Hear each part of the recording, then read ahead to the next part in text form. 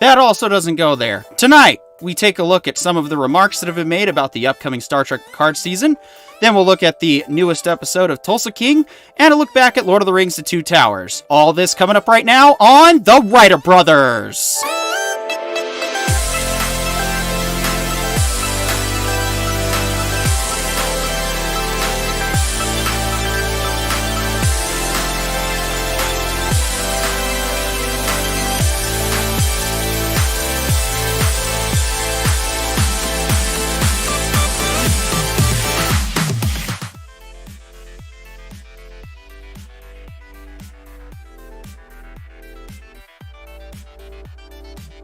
Should probably unmute myself there. Sorry, a little bit of some issues this evening. Please bear with us.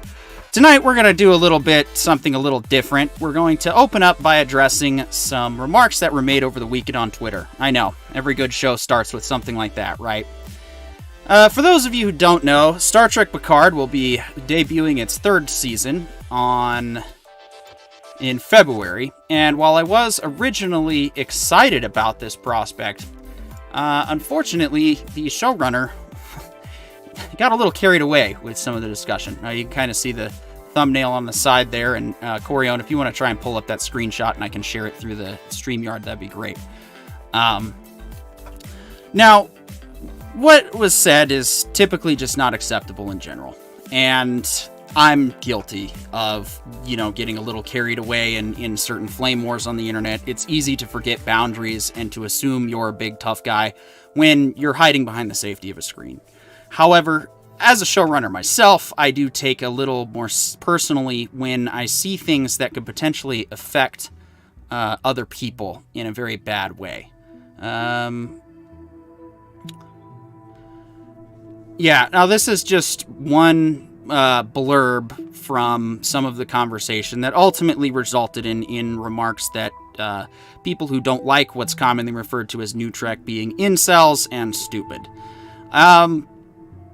This is not okay, and we can all be better than this. I get that as a creator myself, I understand criticism can suck, and I also understand that regardless of what you try to do, sometimes there's just no escaping criticism. And is what it is for those specific people who don't want to, who just want to spew and troll. And I mean, there's definitely a lot of those out there. I'm not going to sit here and pretend that, you have to put up with all forms of criticism. However, there is a difference between those who express their grievances specifically and what aspects they have an issue with when it comes to something on pop culture related. And there are those who do trolling for the sake of trolling.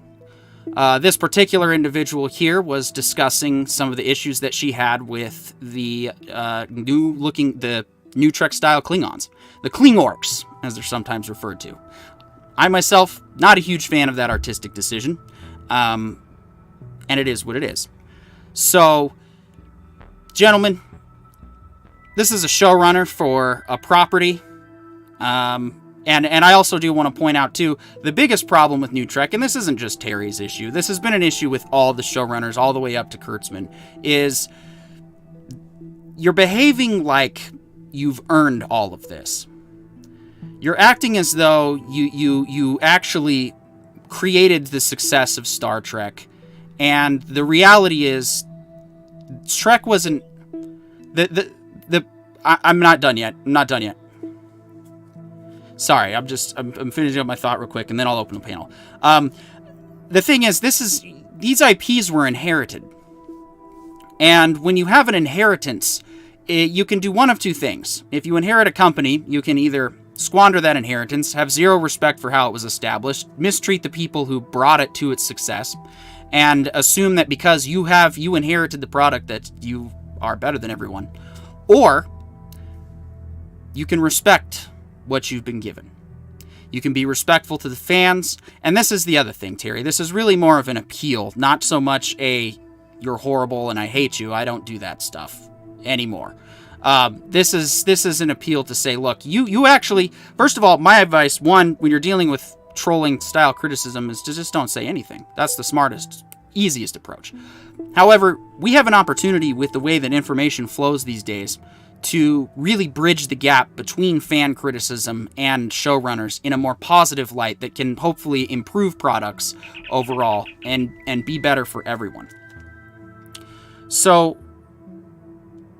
that's really what I want to encourage here in moving forward. What's said is said, what's done is done, and we don't need to beat the bush anymore, because I'm not coming from this as a point of someone as an authority. I'm coming from this as somebody who has made these mistakes before, just not on this grand a scale, and I can recognize the opportunity that's presented between us and the fans as well as the showrunners. Now, of course, you could look at us, the Ryder Brothers, little channel with 104 subscribers. Who are we? We're nobody. And again, if that's your attitude, that's the wrong way to look at it, because we're not doing this to, like I said, we're not doing this to try to come down hard. It really is an olive branch of, look, let's just start some dialogues. Let's have some discussions. So with that, gentlemen, why don't we have some dialogues and discussions on your thoughts on this, and we'll proceed from there.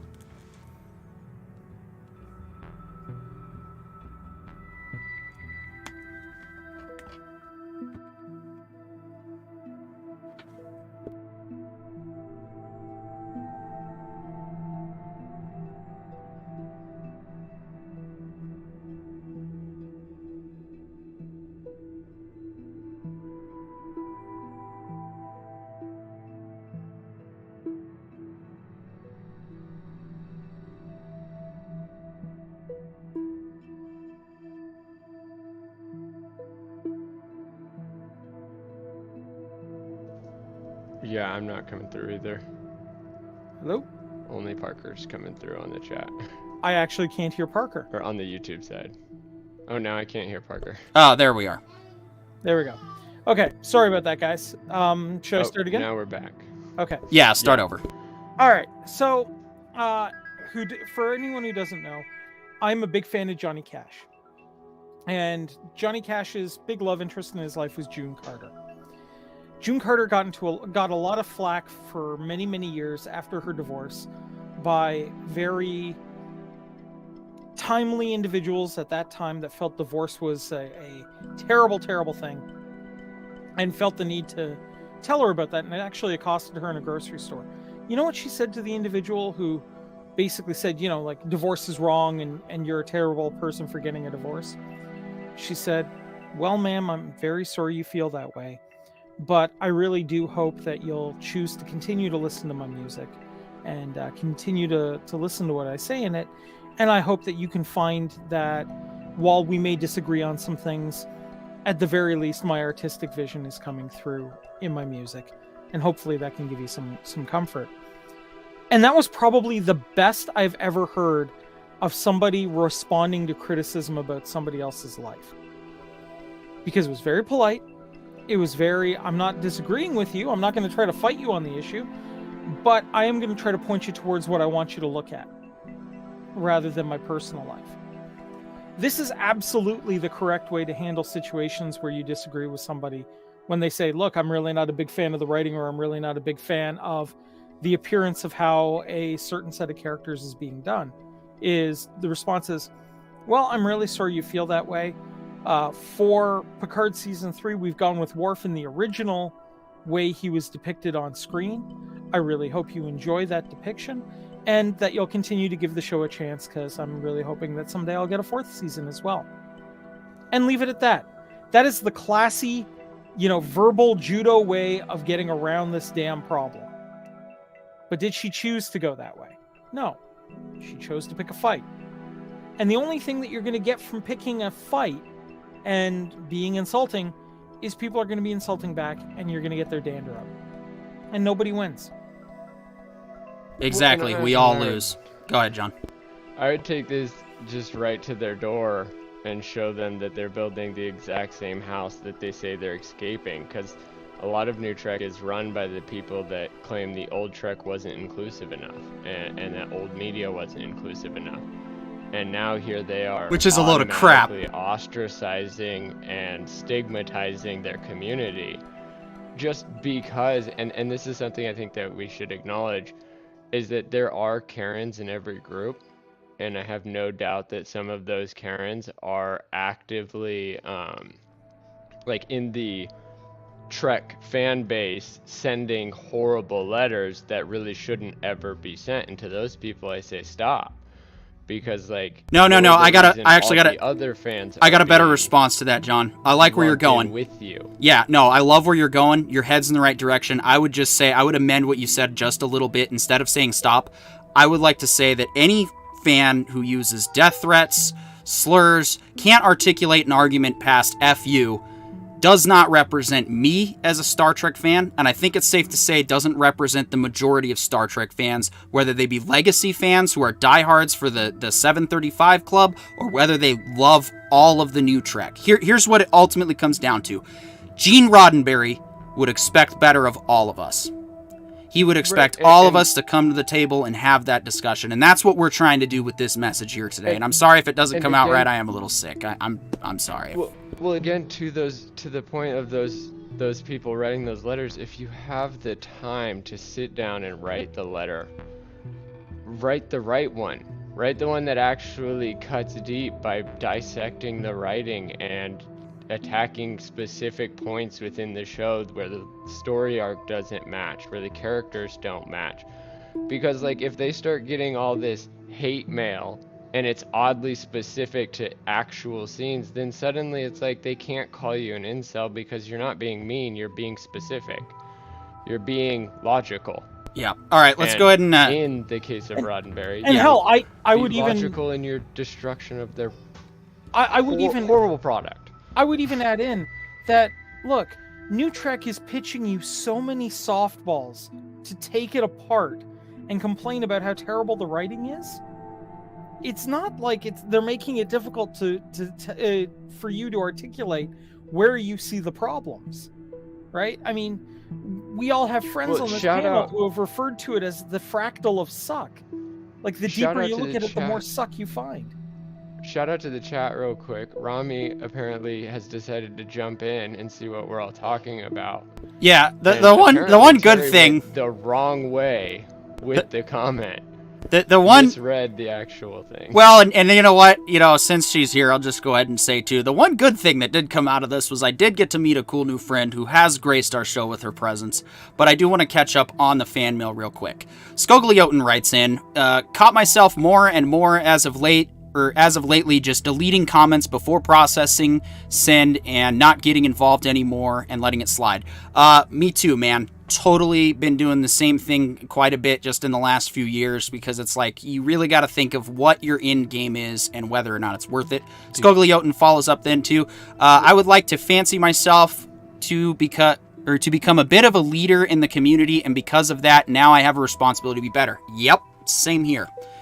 I'm failing at being better. Let's see, then we have the issues about being muted. Skogli says, immediately better for my mental health. Benefits have been undeniable. Same, man. I think we're vibing on the same thing here.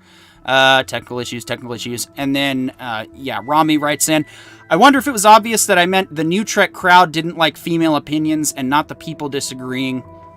Man, Kozakwala writes in, Hollywood is going so woke that they aren't even giving females their opinions anymore. No. Look, the primary issue I have here is I'm with Discovery, I'm waiting to see what happened, because, and this is going to be the fun argument, and I'm telling you right now, this is coming. Okay, just be aware this is going to happen. See, for Michael Burnham to be the bestest ever, right? She has to get farther than Kirk, but I mean, Janeway got made an admiral as well, so you know, she has to get to at least the admiral section. But if she wants to be the bestest ever, there's one captain she's got to get beyond. Sisko's a god at the end of this series. Just putting it out there, you got to get past Sisko in your better than thou attitude. Otherwise, you're still going to be second rate. And I dare you, Discovery, to make that happen. And I asked the question, why are you going for better than all of these people and not just different? Like, I don't know about the rest of you guys, but like one of my favorite things about the ease of streaming media is the ease of so many new characters and stories to follow and listen to. Whereas like all these writers are like, I have to compete with the people before me, and they weren't even competing with each other. They were focused on writing different, not better, just different. Because like the standard of good is the goal always. So writing better than good depends on how nice and like lovable your character is, not how awesome they are according to the scoreboard of non-existence. There is no Rocket League like leaderboard going on here. Nobody's actually comparing the writers of TOS to everything else. We don't even compare and contrast. Like, we're sitting here and we're rewatching Deep Space Nine, and we've watched Next Generation, and we've watched Enterprise, we've watched some of Discovery, we've watched Picard, and we're like, we're not here to compare and contrast good writing. We're here to explain why this is good. Yeah. And why we love this one. And we tried with Kurtzman. We literally went episode by episode, and it just hurt. Yeah. And I'm also going to say this, even in Deep Space Nine episodes that we felt missed the mark, we offered ideas on how we would have improved it too, right? We tried to build it up and build a case for future writers to be able to examine this, examine our suggestions, and learn and grow, right? And we gave credit where credit was due. Yeah, absolutely. We always try to, like, when everything else is great, like costumes, CGI, animation, when those things are on point, like, we noticed. We shouted it out, and we still do. And 100%, the first, I would argue, 3 or 4 episodes of Strange New World were absolutely really good episodes. They were definitely heading the right direction, yeah. Absolutely. And, you know, I'm going to be honest with it, right? Like, I've been fair with it. I mean, personally, I thought the cabins were too big, but I think that's a reasonable argument. And I'm not saying that the problem is the writing, because the writing was actually good. Because the cabins were too big. Oh, sorry. Well, what was I say? Because the cabins were too big, the show's just the worst ever. So that's it, done. All right, moving on. So Tulsa King. No, I'm just kidding. No, but I was honestly saying that, look, this is a set dressing issue, right? This isn't the entire series is terrible because of one thing. I'm saying this could be fixed. This is not a hard thing to fix, right?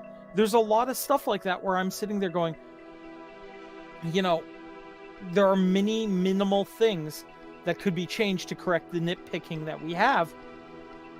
But I freely admit, at the end of the day, it's nitpicking, right?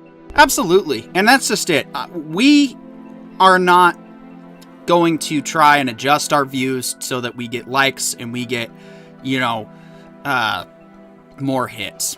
We are here to give honest feedback on everything we watch, and that's just it. We've had productive discussions in doing that. Like, Prey, I think, was some of our best discussion because, Corione, your opinion got changed because John offered different perspectives. You guys both gave me better perspective on Predator since I had only seen it for the first time. Cozy Koala writes in, off break, have a great show, y'all. Thank you, Cozy Koala, for tuning in. We love it when our fans spend your break times with us. That really means a lot. Of all places you could spend on the internet, the fact that you come to our little show really, really means the world to us. So Yeah, and that's just it. And we're not doing feedback because we want to have an excuse to hate things. I've lived that. I used to be that way a lot growing up. I thought I was so cool because I could find things wrong with stuff, and anyone who disagreed with me was obviously an idiot.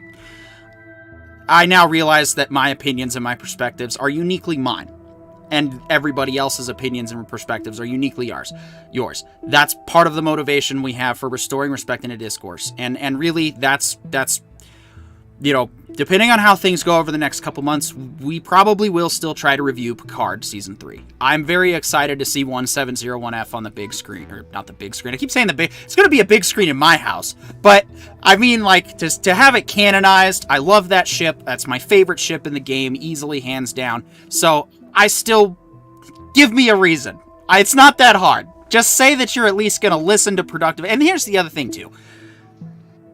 Yes, it's going to be hard sometimes when you try to reach out to a fan that's giving backlash and ask, all right, why do you not like this? Why do you think this is bad? And if they, go with the usual talking points you're expecting, fine, walk away. You've at least done more in that instance than anybody has up to this point, because you're at least tried. But don't give up. Don't assume that one bad fan interaction is going to be the rest for all of it, because it won't. Because you're going to find other fans. You're going to find a lot of good fans out there. And I mean, that's part of, even what we're doing with our little production. We're still finding our audience. And we understand that... I understand TWB is not going to be for everybody. And I accept that. Same with Galaxia. I get there's going to be criticisms for that. I'm okay with that. I'm not going to listen to the F off, kill yourself, and don't ever do this anymore crowd, because I dealt with that in high school. I don't care anymore. I'm living my life. I'm doing my show. No amount of bad thing is going to change that. And that's really the reality for Terry as well. You have a chance. We want you to be better. We want your shows to improve. That's our goal with the Writer Brothers, is to help people, to help make the quality of content better. John, you had a thought? Please go ahead. Yeah, well, so for me, like, the biggest thing is, like, a lot of people talk about, like, where's the news that's, like, the good news? Where's the people talking about the stuff they love? And that's really, like, the other part of this show that we really focus on. Like, we're going through Deep Space Nine not because we're super into the idea of analyzing all things Star Trek. We're going through that one first and foremost because it's considered one of the best. Yeah. We like to analyze everything. It's not just Star Trek. We're not focused on one form of media, because we're also watching the Tulsa King, which is a modern gangster flick. We're also, like, following all these other shows. Lord of the Rings, a fantasy, has nothing to do with Star Trek. Like, our biggest goal is to highlight what we loved and why we loved it, and why the formula worked. Like, if Star Wars isn't, especially the original A New Hope, if that isn't considered proof that just following the standard hero's journey formula is enough to revolutionize the media industry, like, instead change the way that people act along this standard. Not necessarily change the standard and try to hope that you can fix your Wally World roller coaster. And that, I think, is something that really needs to be, like, recognized, is these other people weren't great because they were following some patriarchal dogma. They were great because they were following a structure that was combined and created and choreographed by a lot of independent writers, thinkers, critics. People started making this work. And at that point, it's just like any other building. Just use it to its appropriate use. And I think that's something that we do here better than I've seen in a lot of places, is that as soon as the bad does start getting too bad for us and we can't be nice anymore, we just turn it off. We stop talking about it. See our Obi-Wan discussion. See our Halo discussion. Like, when people keep asking, where's the good news? Where's the good talks? That's what we provide. And that's what we're even doing here, like, with Terry. Like, we're the fans that are absolutely horrified at what you've done so far. But based on the way we talk to all of our other fans and the way we talk, we're willing to, like, logically explain why we were horrified. Like we will autopsy with you and show you what you got wrong and why you didn't think it, like, why it didn't work. And we'll even help your idea make sense. because like we understand that people love characters that they're working on and they really don't want to let their babies die. So we'll help you not have to. Absolutely. Like, that's the Writer Brothers' goal. Yeah. I mean, let's be honest. Very well said, John. Yeah, absolutely. I mean, let's be honest. They literally lost us from Strange New Worlds when they tried to do a Star Trek version of the movie Alien. And, you know, we kind of sat down and we're like, look, Hemmer's one of the best people you have on this crew. The one that we really want to follow along with you know, Pike's, Pike played by Anson Mount. You know, we like these guys. We want to see more of these guys. We were even warming up to the different take on Lahura, which we're starting to get behind. But you got to give us more of that and less of blatant taking from classics and more coming into your own, right? If anything, that's what the Orville did better than I think a lot of other shows out there. Was it started as I'm going to make my own Star Trek with, you know, hookers and blackjack, and turned it into something unique and turned it into something special. And I think just edibles is what he used, but anyway. And well, yeah, fair. And suffered a really long, like, opening. So many people were so horrified that it was just Family Guy in space that nobody gave it a chance until finally it came out with season 3, and people were like, okay, I'm gonna watch this. Like, I had a friend who hadn't seen seasons 1 and 2 ever until we did the season 3 discussion, and he was like, I'm so glad I finally watched that show, because it was funny the whole time. And I was like, you're the kind of guy that would have watched this originally. He's like, yeah, I just thought it was gonna be Family, and I didn't want that. So I want to address that actually real quick, because that is one of the things that a lot of other potential Orville fans get hung up on, is season 1 just, you know, being Family Guy in space. And I'm going to tell you right now, it is. Now, the reason it's Family Guy in space is because that's what Seth had to pitch in order to get the show off the ground. And if he hadn't, then it probably wouldn't have worked out. Now, speaking of getting shows...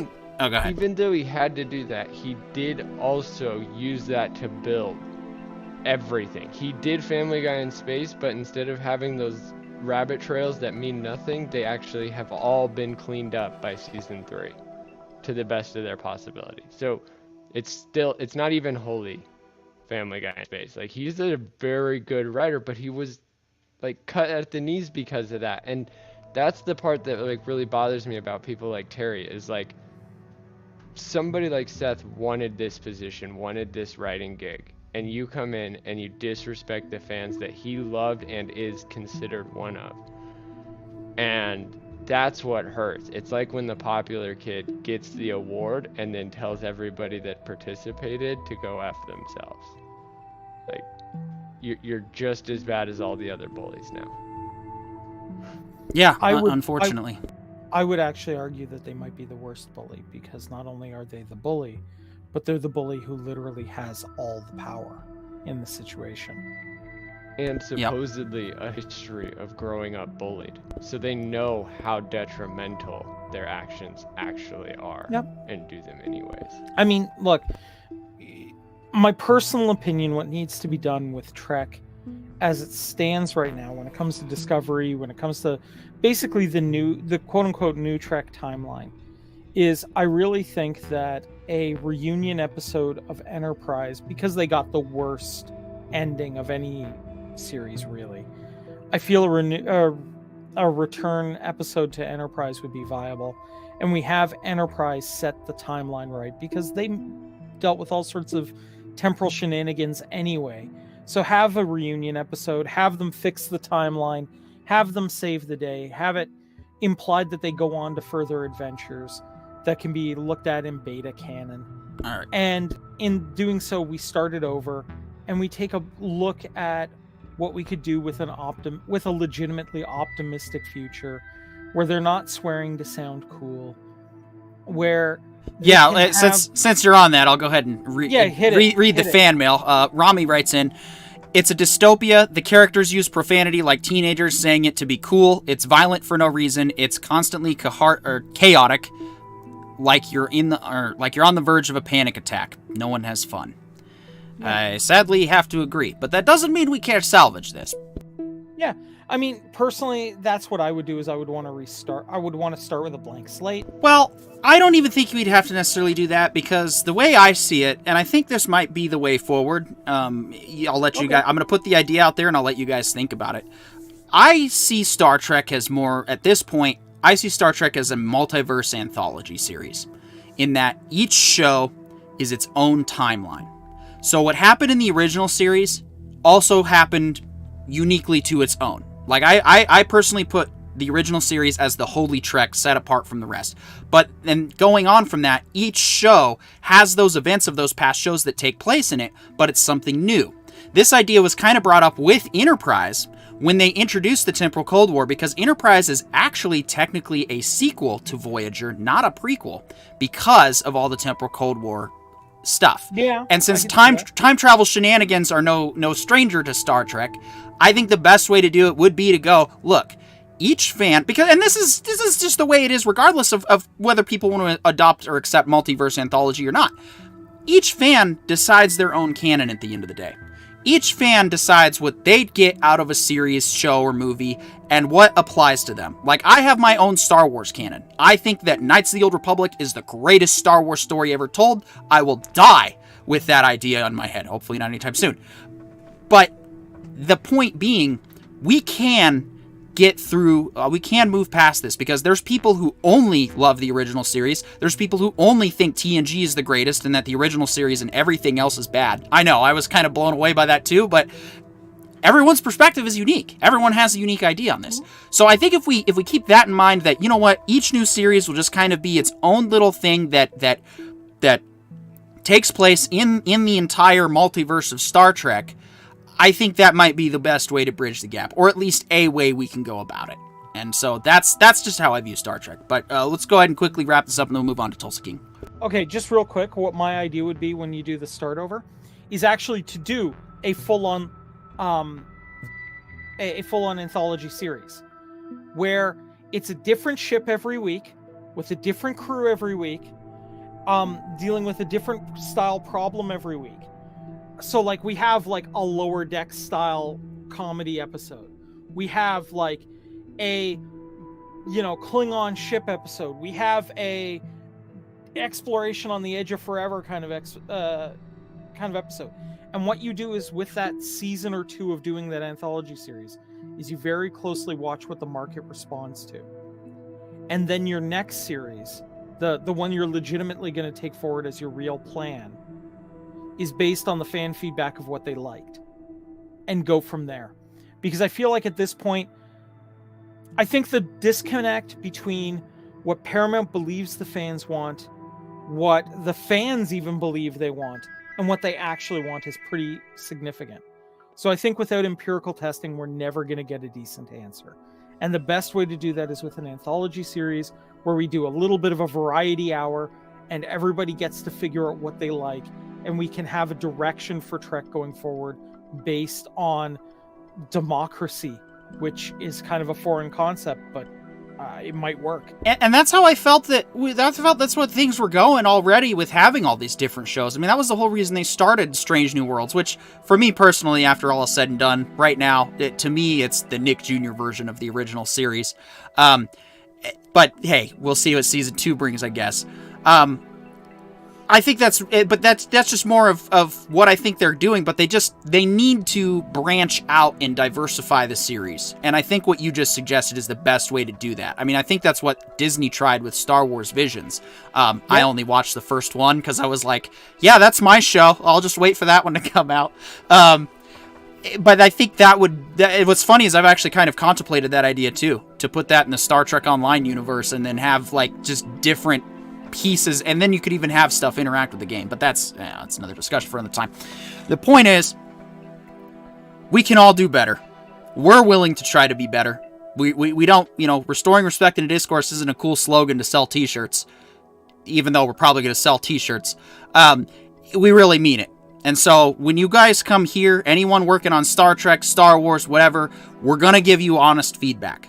It's probably not going to be feedback you like. It's probably not always going to be what you want to hear, but it will always be honest and true. And we are never going to try to berate you or make you feel less of a human just because you had an idea, you shared it, and maybe it's not popular. We want to help improve. That's what we want. Discord. Hit us up in the chat.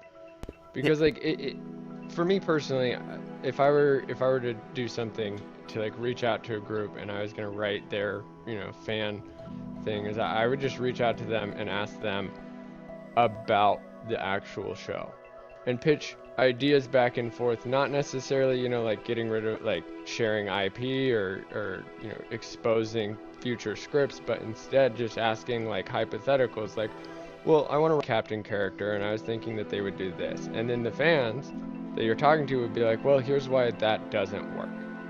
And from there, you take that information and you apply it to all of your future captains, because what your fans have is the Library of Alexandria. They know why everything works, and they constantly talk about how it worked and why it worked and how it all connects, and they talk about all the through lines that even an experienced writer, if they're not a fan, could never have noticed.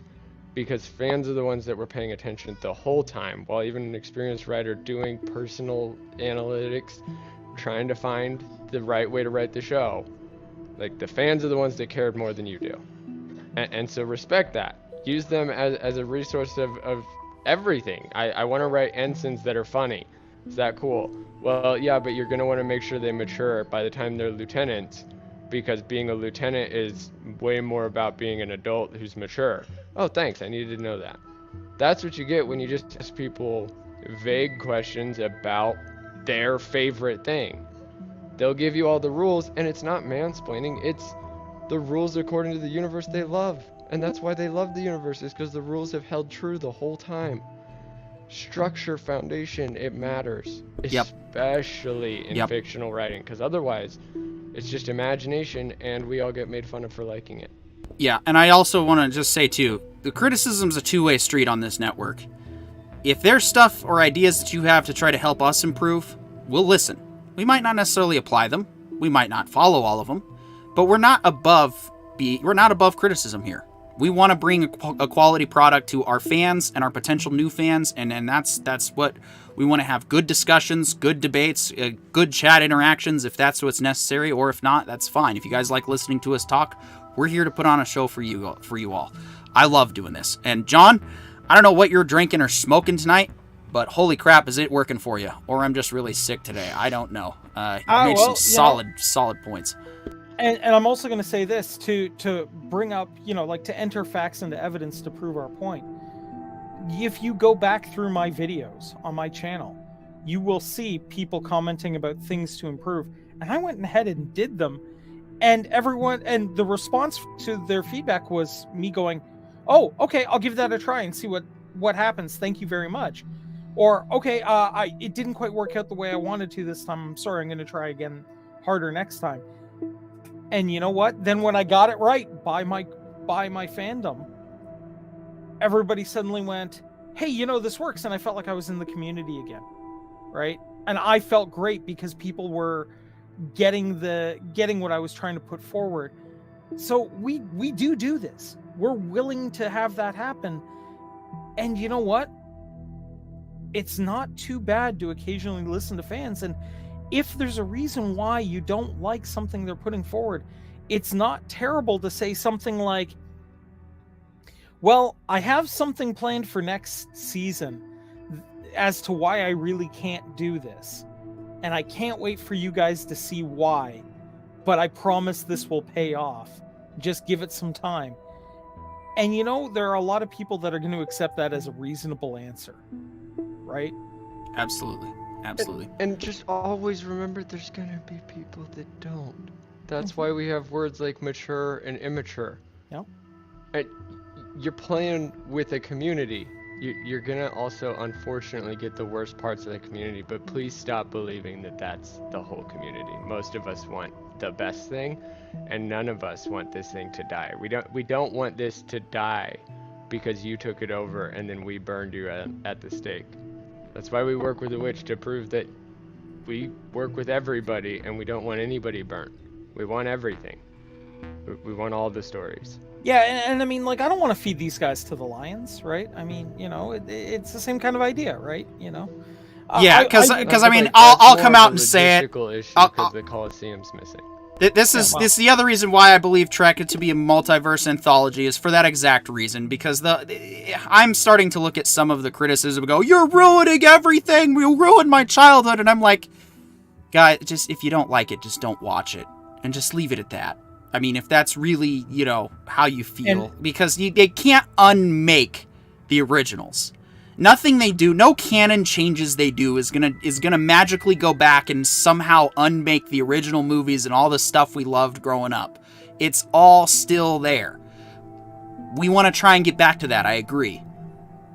But we gotta do it, we gotta throw each other bones. So Terry, no hate from us at all. We want to have conversations. I know Orville Nation really wants to talk to you as well. So you're not going to get hate or animosity. You get some disagreements, we'll give you some honest feedback on stuff. But at no point are we going to make you, an individual, feel belittled. At least we don't want you to feel that way. So. And that's why we never asked for you to be fired. Now, We never asked for any of your team to be fired. In any of our recordings. Like, you know what? I'm gonna come out. I'm gonna admit too. Want, I used to be on that train, and I was wrong to do that.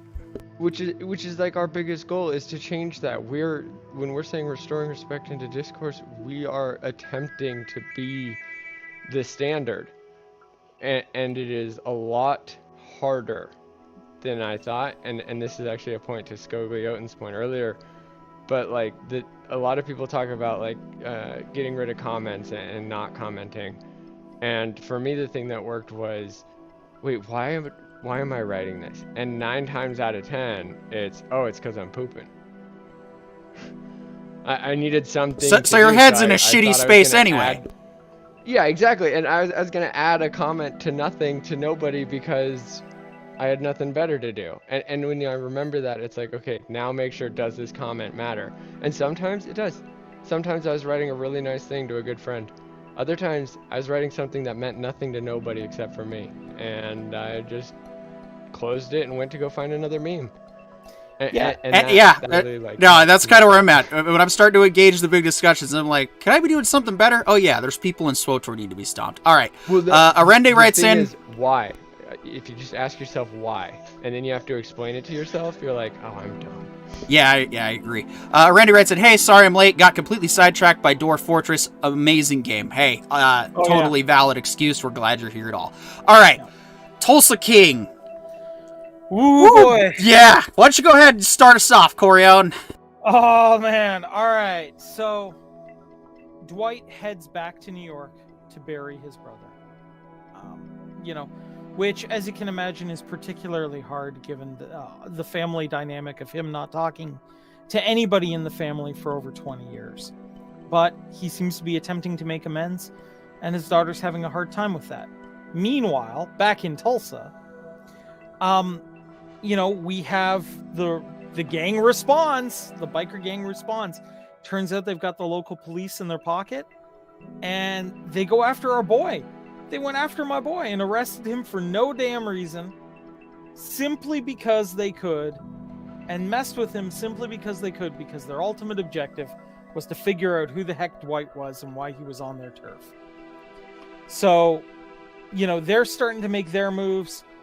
Dwight finds out that some terrible things happened to his daughter while he was away, and then decides to make decides to win Father of the Year. Yeah. And we'll see what the consequences of that is. Yeah. Yet another, episode 4 was okay. A little bit of a action-y sort of filler episode. Those are going to happen in stories. Believe me, I know all about filler. I wrote a whole book. Okay. I actually have something to say on that. Go for it. 4 was not filler. 4 You know what? You forgot to do your homework last week. Why don't we rewind a little bit and you start us over? I watched it to fill it in. I watched it to fill it in, but it wasn't filler. It was the main conflict. Hold on, one second. So in love with the exposition. 1 second, I want to address the fan mail that just came in. Scoglioten says, all of a sudden I'm envisioning Dwight Schrute Bro, I don't know what wavelength you're on, but I think we're on the same one tonight, because damn. But all I was saying is I think we're so enthralled with the exposition, and we're actually loving how much information we're getting from it, that like when the main story hits, we're like, yeah, it's kind of a filler episode. But that was the whole, like, that was the first episode where there was almost not a single flashback. And I will say for the record that if episode 4 winds up being the weakest episode of this series, I will be insanely happy with this series for all time, because it's like when your worst episode is still a solid 8 out of 10. And belongs in the story to actually, you know, keep giving it gas. Right? I mean, that Like- says something, right?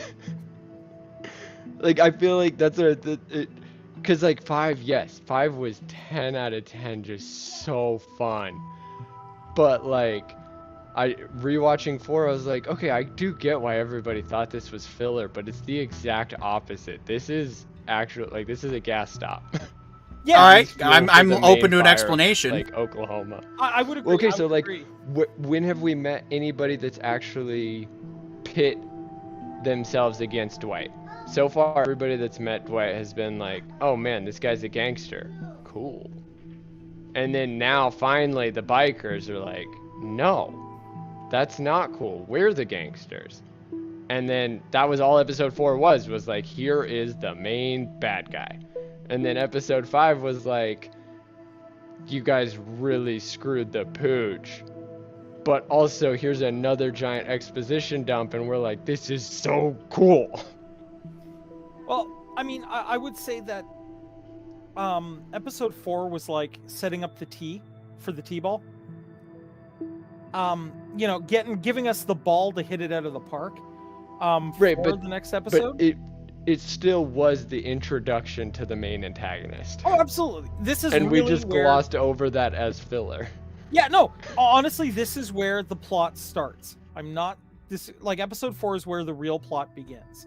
I'm not disagreeing with that. What I'm saying is, it felt like filler. It wasn't, but it felt that way.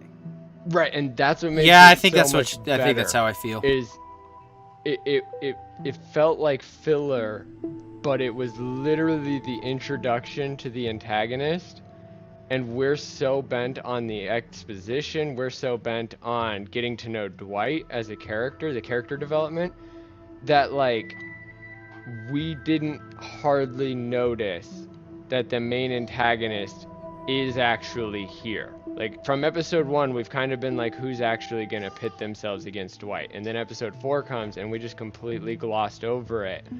And if that's not great writing for a big reveal that this gang is just much more involved than we understand, then like I don't know. I think we're gonna come back to episode 4 and be like, wow, we got tricked thinking that was filler. Oh, hey man, look, like I said, if out of 10, right, we consider episode 4 like an 8 out of 10, and that's the weakest episode of this season. I'm that's sorry. Could you amazing. give your rating again, Well, no, please? I think the weakness is not the quality of the episode. I think the weakness is a red herring. Like, we're supposed to think of that as filler, and then when we go to the end of the season, we realize how big that episode actually mattered to the whole story. And that's what makes it even better writing, putting it all the way to 7, because it distracted us. Yeah. Like, it intentionally subverted our expectation. And if that's what I'm saying, is like, I'm hoping. Yeah, and I mean, I get that, and I'm hoping along the same way. Yes, I know we use a 7 base rating system. Okay, so like, if every other episode in this is a 7 out of 7, this is a 6. So I apologize, but there it is. I forgive you, Corey. Well, I was gonna say 5 is what episode 4 felt more to me, but I forgive you because we haven't actually we haven't done a rating on anything in a while. I mean, that's how good the content we've been reviewing has been like, no, it's just good. Watch it. You know, we haven't felt the need to. We've had general discussion like consistently for the last, I think, 12 or 13 weeks. We haven't done what we did or did not like, and so it's it's understandable. So yeah, that's where I'm at, right? Is Like, if this feels like the weakest episode of the season, like if 4 feels like the weakest episode of the season, and it, you know, and at the end of the season when we review the whole thing, we go, yeah, okay, maybe this was. It's still a frigging amazing series overall, and every episode has had great twists and turns that I've loved. Honestly, the pure Father of the Year moments coming from Dwight in episode 5. Oh man, they were great. And I can only imagine after this little voyage to New York, when he finds out what's been going on in Tulsa, what's going to happen to the individuals that have been involved. I can only imagine he's going to arrange a meeting between him and the head of this biker gang. And I can only imagine what that's going to look like. But I suspect it's going to involve a very classically mob meeting that ends in the person being very surprised by being dead at the end of it. Well, I was telling H. Marie too, the whole thing with the last scene where they bring I can't remember the guy's name. I only know him as Guilfoyle. Nico? I only know him as Guilfoyle in Silicon Valley, the pot shop owner. Yeah. He when they brought him to the bar, and the bar owner just basically tells him, "Nah, piss off. You're on native land. You don't have no authority here."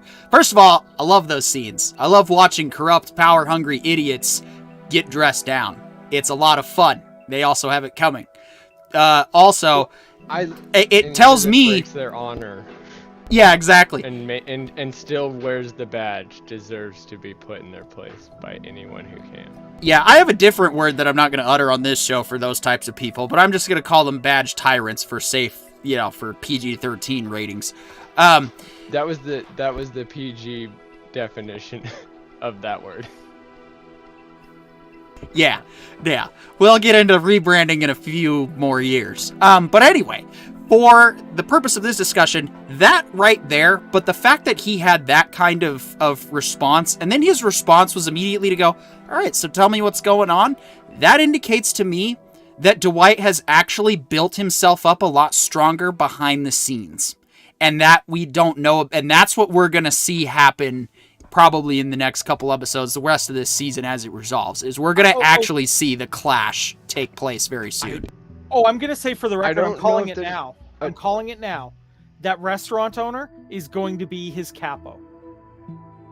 Oh, definitely. I don't think so. I think the restaurant owner is going to be a partner because the way that Dwight found each of these people is it was according to certain rules that I feel like only if we were reading the Jack Reacher version of this story by Lee Child and he explained Dwight's process, is the way he judged the bartender from the moment he first met him. I think that judgment would be 100% revealing as to why he kept going back, because there was a lot of to me, there's so much context in the nonverbal communication that goes on in every episode, and especially when Dwight's involved. And that's that idea of you can't talk about the dirty deed, so you have to learn to read somebody's face about it. So when he started making those pitches about the nitrogen tanks, all we're seeing is a pitch about a nitrogen tank to a main character or to a supporting character from the main character. But I think there was so much more revealed in the way those characters were portraying each other, or portraying that conversation, because the bartender wasn't phased. He was like, all right, I'm in. Whereas Guilfoyle's character was peeing himself the whole time. And I think that's the big difference. I think Guilfoyle's character might become a capo because he's starting to finally see the benefits. He just got out of the corrupt cops' hands. Yeah. Yeah, the second that was one of the, that was funny. That was one of the best moments of the whole episode, is when he reaches out his hands, he's like, yeah, uncuff me, idiots. Oh man, that was awesome. Yeah, I also wanted to add on to John's point here a little bit. about the subtext and everything. Look, I want to give some real serious credit to Sylvester Stallone here.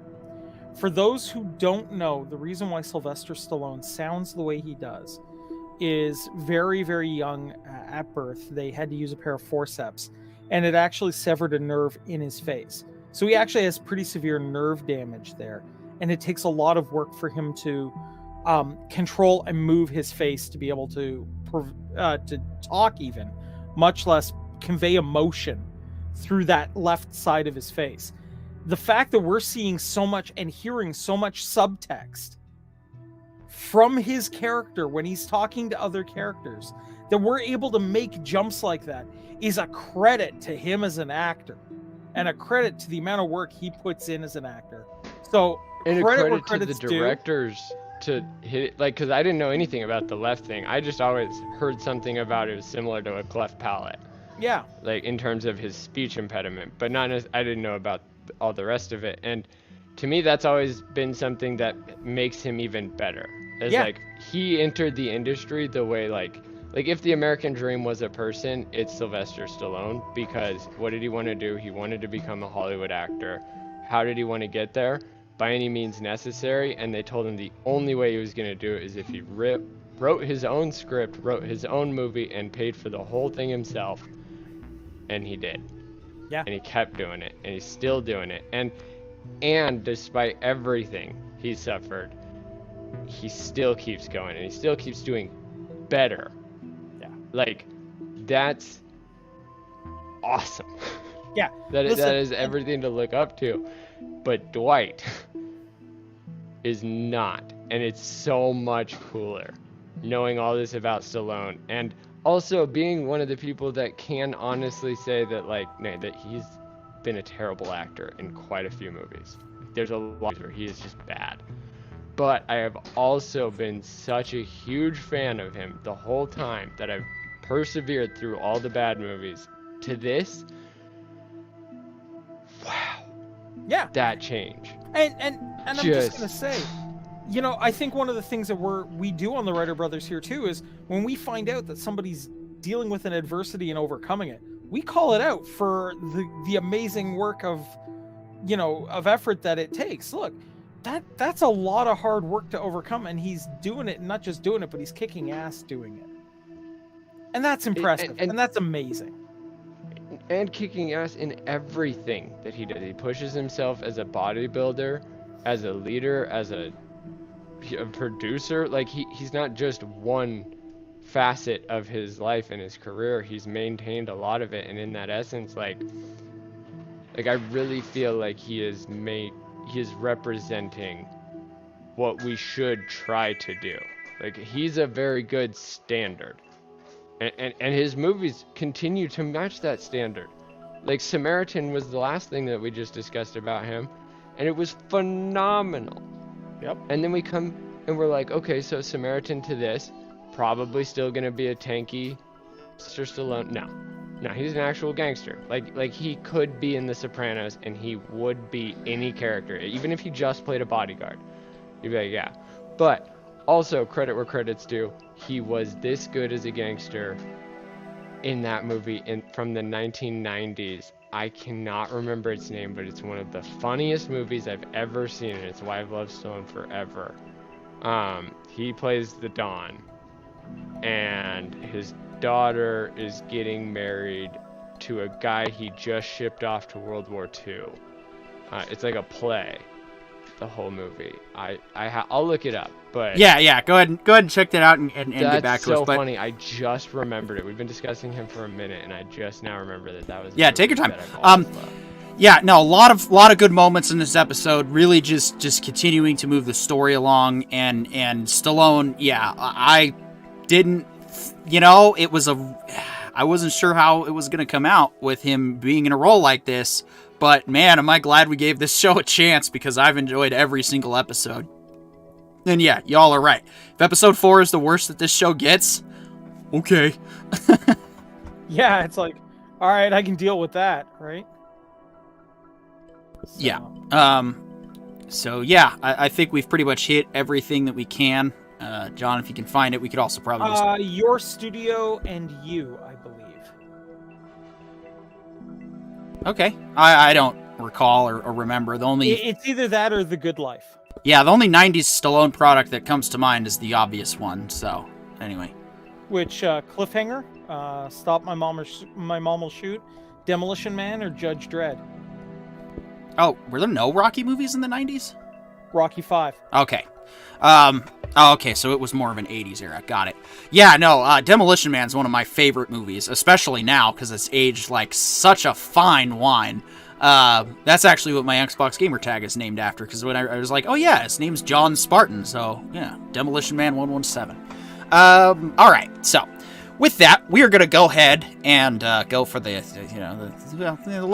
less exciting part of this show, and that is, for those who don't know, we are gamefully sponsored by C&C Sutlery. C&C Sutlery provides all of your Civil War reenactment needs, whether you need a uniform or or some camping gear, and all of your Civil War supplies, reenactment supplies, everything that you possibly need. Now, you might be asking yourself, if you're the first time watching this ad, or if you've forgotten, because we don't do the ad every show, we just do it when we can, and I certainly don't feel comfortable doing this plug on Memorial Days. But if you go to the website, ccsutlery.com, and you go down to you gotta go to the homepage first, and you go down to the credits section, you'll see, of course, all these different regiments and reenactors that you could find across the United States, and I think some of them are also starting up across the world, too. We ship international. You'll come down here, of course, to the movies and TV. Oh, we got a new one. Looks like Babylon from Paramount Pictures. That's also been, I guess we supplied stuff for them. I wasn't aware of that. And I Heard the Bell, so that's another new one. And, of course, Emancipation, which just came out on Apple TV, which you can check out. And, yeah, all these great other movie titles, even 1883, and I think even some Yellowstone stuff was on here at one point as well. But for all of your Civil War needs, ccsutlery.com. Now, if you also have been following us for this long, we also decided that for the month of December, instead of doing Christmas movies every week like we kind of did with October... What's up? I found the movie. Real quick. Shout out to the 1991 hit cult classic Oscar. Ah, it was Oscar. Where Stallone plays Snaps Provolone. Yeah, oh my gosh, the movie's so funny. Watch it if you can. It's phenomenal. All right. So dumb. Well, maybe and we can... Actually, PD, I'm going to argue that Lord of the Rings is a Christmas movie. Hear me out. Okay? Hear me out. At some point, it's just getting to a point where every movie's a Christmas movie. No, Go ahead. But hear me out. Hear me out. We got a dude with a long white beard. We got elves bringing gifts, right? Okay? We've got, a bunch of little guys running around the whole time. We've got certainly a whole lot of reindeer games, to use the joke of it. I mean, dude, it's a Christmas movie. I honestly, you could say it is the tale of December into the new year. Because we have the tale of total darkness eclipse here in this one, which is, the winter solstice right around the Christmas time. And that's the Two Towers, and then Gandalf on the third day, 22 to 25. Interesting. 21 to 25, 24. Christmas Eve. Riding in white, Santa Claus, white beard. But then you also have the Return of the King being the New Year's celebration, in that it is overcoming the darkness and saying the new age will be better. Yeah, and I mean, maybe that's why Jackson released them in December, because for me, Lord of the Rings means Christmas time because of the December release date, and always that feeling that every year from 2001 to 2003. Most schools release their kids 2 weeks early in December, so like their parents need something to do, and why not the box office, because it's warm, and I guess it is. Why not take it to the most epic Oscar bait movie ever made? Story. Let's go back. No, Christmas Story is for the Christmas Cringe special on the 27th. Anyway, this is my favorite Lord of the Rings film. I loved it when it came out, and I watched it, I think 11 times in the theater, because for me, it was like the sequel to the Fellowship of the Ring, which is badass in its own right. But we still had one more movie to go, and the Battle of Helm's Deep is so awesome, and all the the Warg battle. This is what I really love about the Lord of the Rings trilogy is the progression of it. Like, we have very grounded, close combat in the first movie. The second movie we have Two Towers video game. Well, of course. I mean, that goes without saying. But yeah, the video games are amazing. But then we have the next big thing, which is then we have the Warg battle, but then we have the big old 10,000 army battle at Helm's Deep. And then, of course, we get to the third one. Two Towers video game. The Fellowship of the Ring video game sucked butt. Like no, I liked it. There was a lot of hype that came, especially because the Two Towers extended edition on top of the Two Towers video game. Like, that's why we kept rewatching it. Was like, we'd beat the game again, and then we'd be like, all right, we gotta watch it again. All right, we've watched all of them again. Let's beat the game again. It was a spiral. Yeah. Not a death spiral. No, a spiral of pure happiness and ecstasy. It was 2002 was actually a pretty good year. I'll just say that, especially the end of the year. Oh man. If only we could go back, or at least bring some of those. If we could just bring back the simplicity of the mid 2000s, early 90s. That's not the reason we're trying to restore respect in a discourse here. The quality of entertainment. That's what we're asking. That's all we're asking for. Like, you guys can figure out geopolitics on the other times, but the guys in charge of entertainment, like, let's bring back that stuff because it was. Yeah. No, and like I said, we have. Competition, you were right though. You were right though. The Gollum CGI does still hold up pretty well overall. I was very impressed with that observation, basically confirming that and seeing myself that, oh wow, it's still good.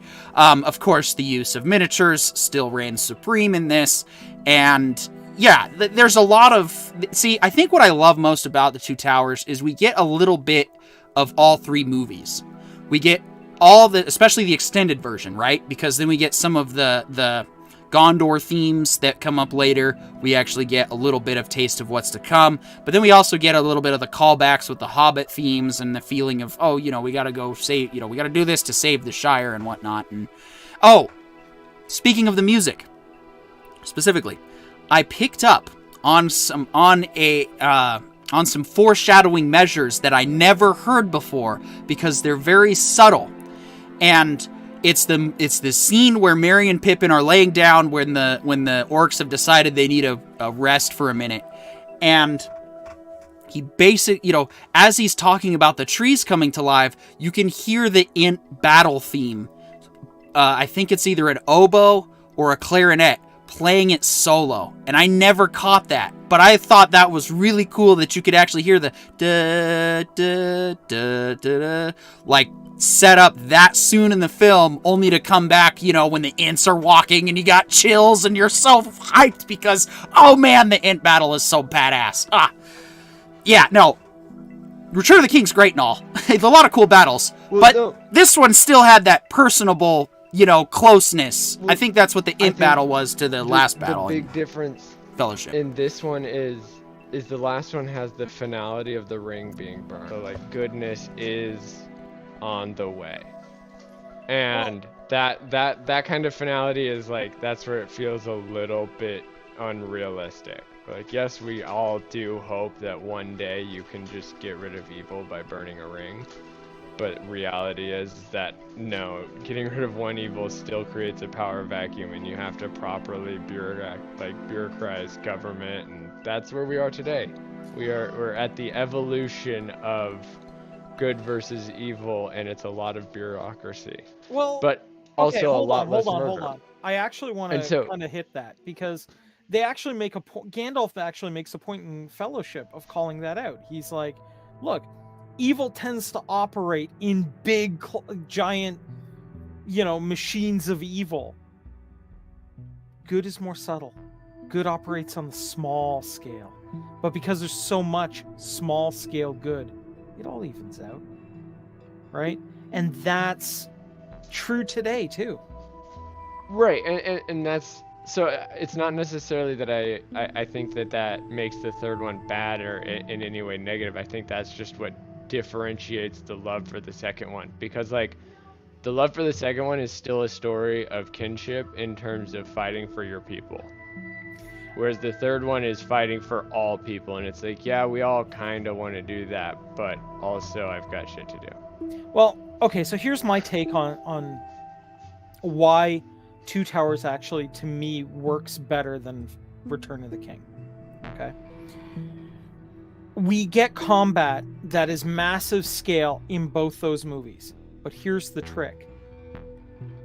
In Two Towers, every one of the combats still feels like we're following the main characters as they're experiencing the combat, as opposed to we're seeing the climactic scale and the reality that our main characters are playing a much smaller role in these giant events. It's the last 5 minutes of the Age of Empires match, Yeah. where you're throwing all your armies at them.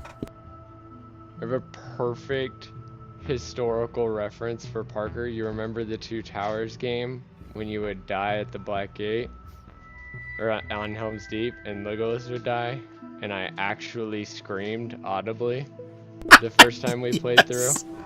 I was just thinking about that the other day. Sadness overwhelmed me.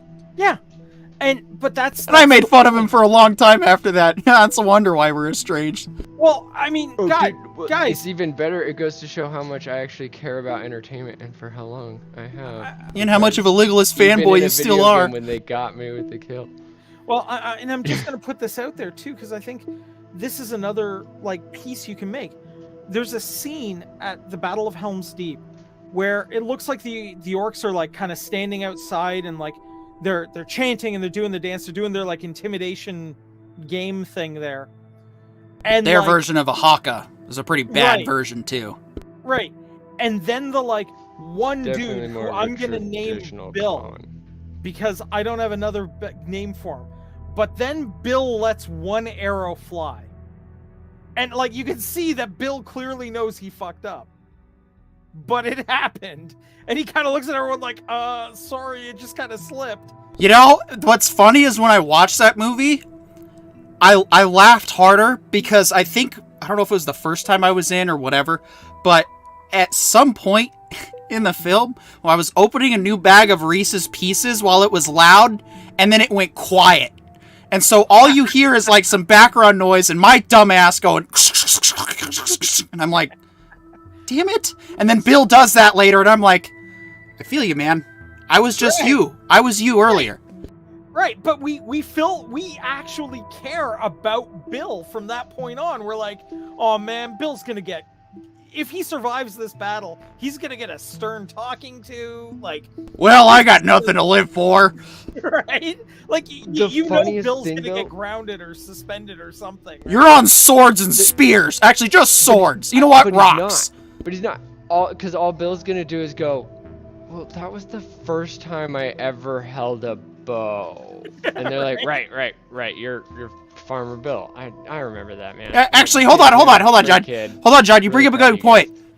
If I'm Bill and I'm on the defensive, I'd be like, so hold on a second. Why, besides looking cool in uniform, did we get into firing position and just hold it? If we're going into firing position, usually you want to, instead of causing people's arms to fail over time, we kind of want to not hold this forever because we're going to be doing this a lot. So maybe let's just, maybe we should have aimed and fired and gone on with this in 10 seconds. Of course I'm standing there going, I can't. Oh. Also, that's it.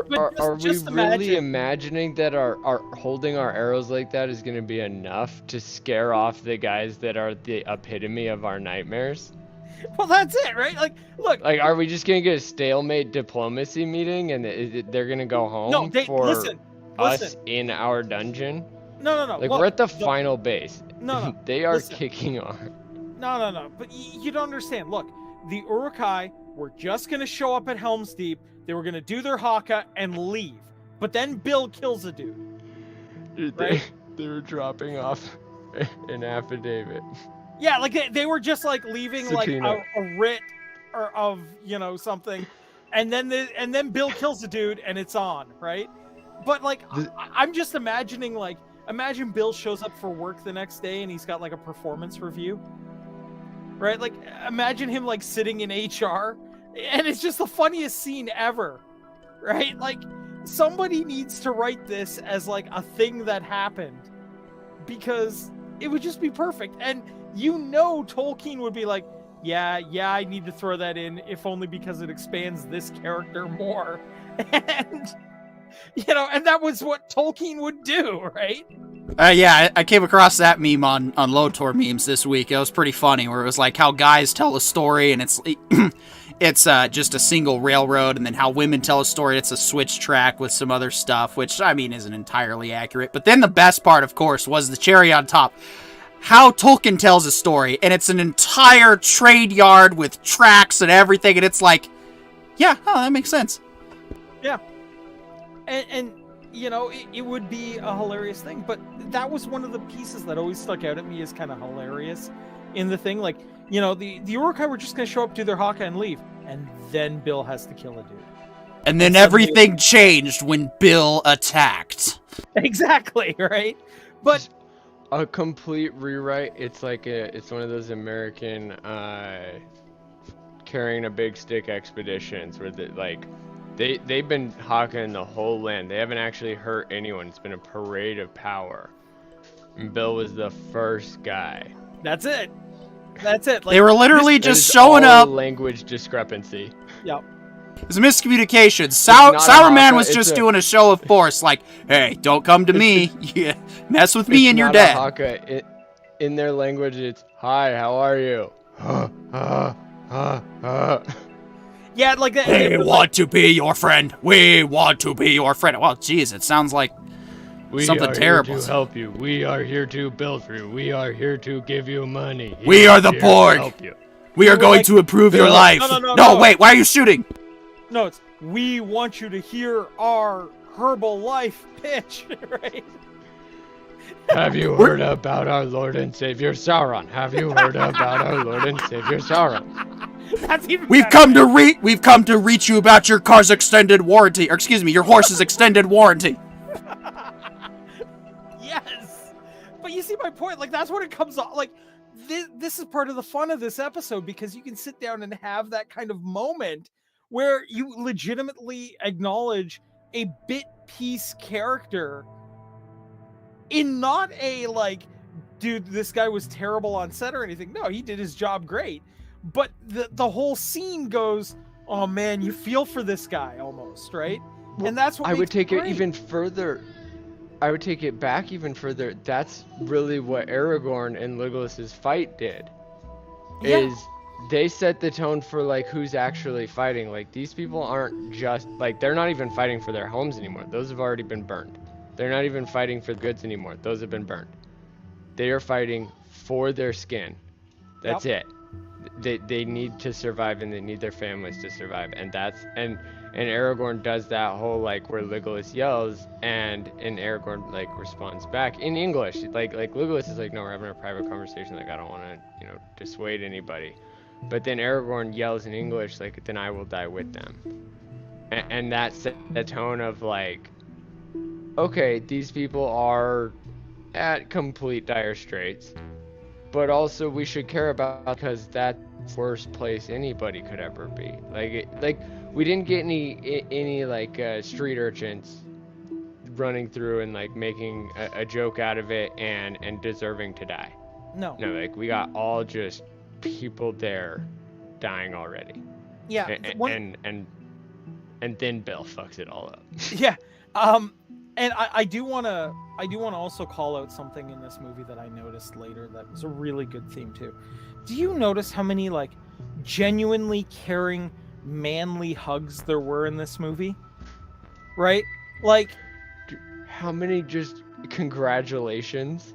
Right. And I'll never tell Legolas about throwing you. Right.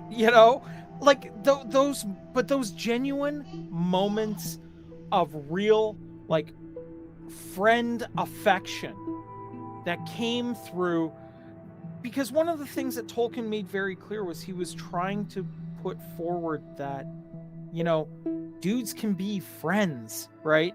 And they can show their emotions. They can be, brothers, despite, one of them being a dwarf and one of them being an elf. They're brothers. They care And they about can each other. still be killers at the same time. Like none of it took away from their strength. If anything, it gave them more strength, more to fight for, more to live for. Like that Exactly. was a major part of his message, is that like there is a right way to be friends. And that is what Legolas, Aragorn, and Gimli are doing, because they are three people from three distinct, different cultures, diverse back histories, and they've all been raised to not trust or love one another. Yeah. And they have all said, we've fought and killed together. Why not cry and laugh together? Yeah. And that's all we get, is like, that's what real friendship is like, once you know that that person's gonna get your back in a fight, and you know, Lord of the Rings really helps you decide what kind of fight you get into, because like, if they help you kill the orcs, it's like, we're really close, because those things are nightmares. Yeah. And you went to the nightmare with me, and we walked out together. Like, that's like, it's like having a friend in your dream. Yeah. You know? I mean, And when Or to watching build Star on Trek that 5 together for the relationship, first time. oh god. like, rather than letting that kill you, rather than letting that harden you, and that's where the PTSD comes from.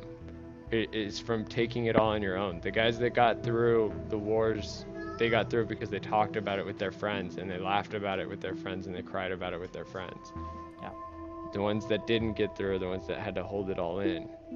And that's what Tolkien was talking about, because he was in World War I. And he knew. Oh yeah, no, I felt felt and this cried and episode. died. Yeah, watching this one in particular, I don't know if it was the way Jackson put it to screen or the way that Tolkien wrote it, but I mean, I really felt this, and I didn't get this really the first time around, because watching Lord of the Rings now versus years ago, I mean, I have a totally different perspective than when I did as a younger kid. And, you know, I really felt that we got Tolkien's nightmare on display. The stuff that, the horrible stuff that ate at him that he had to live with, the horrors, I think, are just better exemplified, you know, in the way that the orcs are put across. And I think that it's not necessarily supposed to be, you know, direct analog. It's not right. but It's like these are his nightmares, is what we're watching him do battle with. And yet, how beautiful to take one's own personal struggle and yet turn it into an allegory that everyone can relate to. Because I don't know about the rest of you guys, but holy crap did I need Sam's speech this week, because that one just hit totally differently. I mean, that's the whole Even reason we're doing this bigger? show, you know. Even bigger, though, is he was smart enough to morph and separate the evil.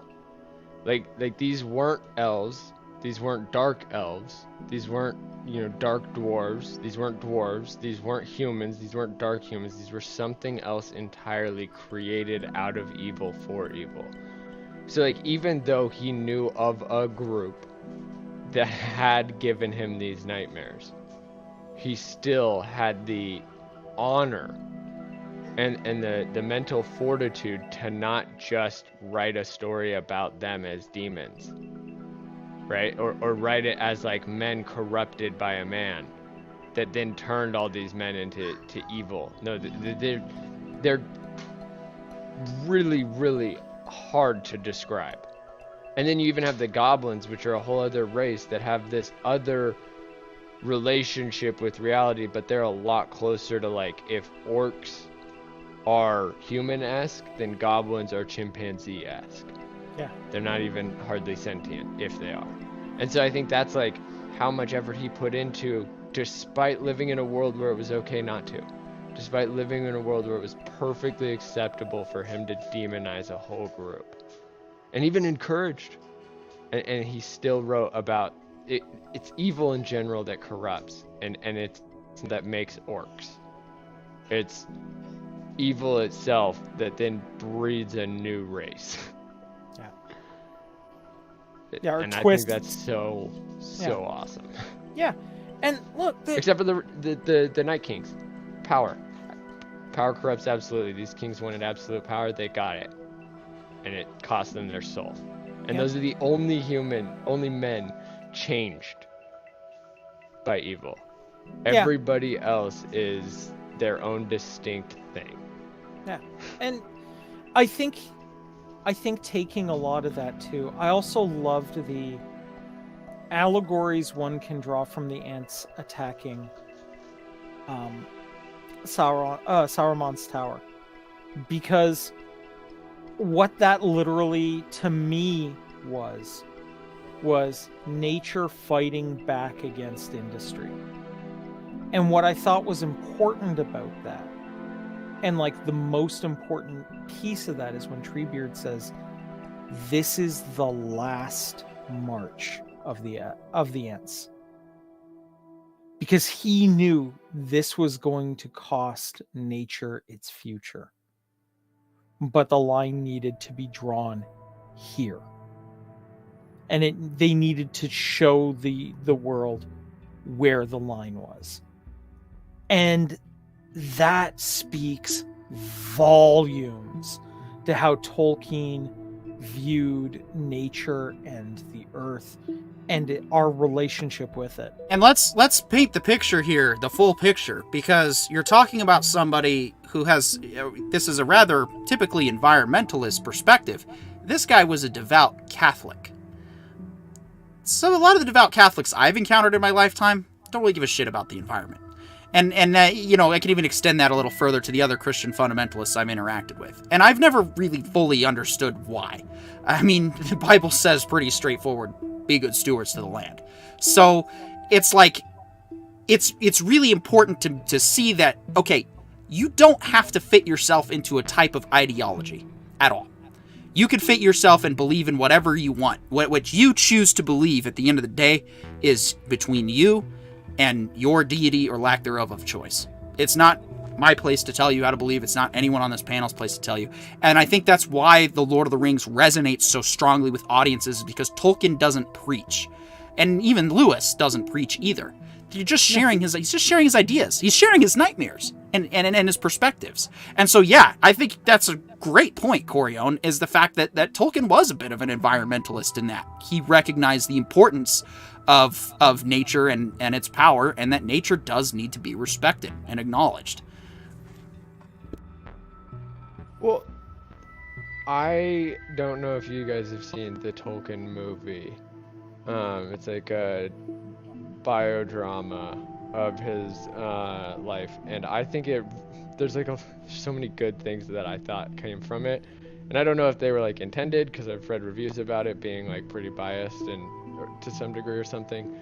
I don't even remember if that part's true. But what I do know is that like a lot of what the movie showed was that like Tolkien didn't despise innovation and industry in terms of progress towards technological advancements. He despised what it had become in World War I, which for him was the last great war to end all wars.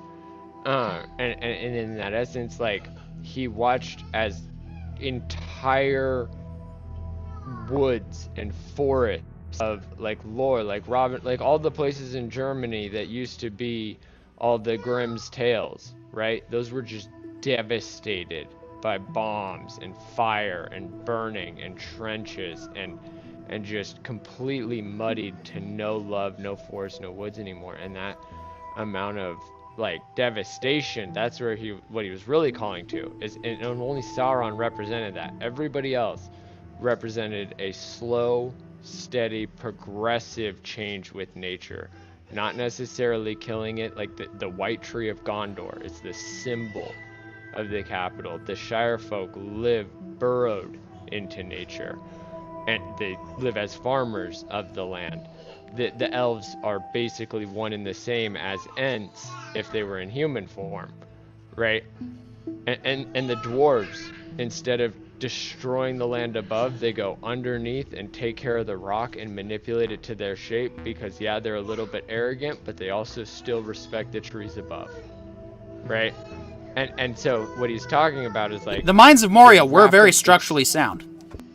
Exactly, like those weren't falling. Those are on the lines of like the pyramids, but upside down. It's just wild. And yet the people that are doing it wrong are the ones that are doing it too fast and burning for greed. It's like greed kills is really what he says about like industry, and it's gross. Yeah. Like he's not saying that growth is gross. He's saying growth too fast for the sake of self-gain is gross. And that's what the Tolkien movie like talked and like tried to illustrate. And that's what I got from it. Yeah. So that's, you know, those are the pieces that really stuck out to me. You know, I love how they tackled the splitting of the party, which, you know, any D&D player, as soon as you mention splitting the party, will give you a look like, are you insane? But, you know, this is a case where the party needed to be split. I love how Peter Jackson did it. It's not laid out like that in the book, where in the book you can do like, okay, these 3 chapters are going to be from Aragorn's perspective, and these next 3 chapters are from Frodo's. They went back and forth as much as they possibly could, so that we felt like we were still following every member of the trilogy. Or the Fellowship. We weren't just like being with one and then catching up with the other, and being with one and catching up with the other. Which, as a narrative device in a book, works, but in a film it really doesn't. So, good job, Peter Jackson. Yeah, absolutely. Speaking of, Arende writes in, Jackson made the Mines of Moria so wonderful. Can you imagine that place at the height of Dwarven civilization there? I'd love to visit that. And that was a place of business. Yeah. That was a mine. That wasn't like a castle. That wasn't a kingdom. I disagree. That was a place of business. I disagree. I think it was all of those. No. I think it was their home. I think it was their castle. Kingdom, for sure. Well, no, because the dwarves were really good about respecting one king as the true king of all dwarves. So like the actual like forbidden city, if you will, was like 10x the Mines of Moria as a place of industry. And like, even Gimli was impressed with Moria. I mean, he's talking about it, and they go, and he calls it a mine, right? Like, you know, he knows how impressive it is. That's what I mean by it. That's what I mean. Is it supposed to be like an Amazon warehouse in terms of the dwarven like properties? Yeah. So that's nightmare-inducing to think about. Yeah, because I just said that's where they live, and you just called it an Amazon warehouse. So that must be Bezos' next step is worker housing. But the leader of that property built Welcome to 18-hour shifts, for his bitches. to live in. But he built a castle for them to live in with safety nets, with a great dining hall. Like, he gave them the Forbidden City experience at work. If anything, that's it would a be mark like for if Bezos an to Amazon aim for. warehouse was set up as inside the Sistine Chapel, like and was also a day spa for all the workers on their break. These are all wonderfully horrible ideas, guys. Please keep going.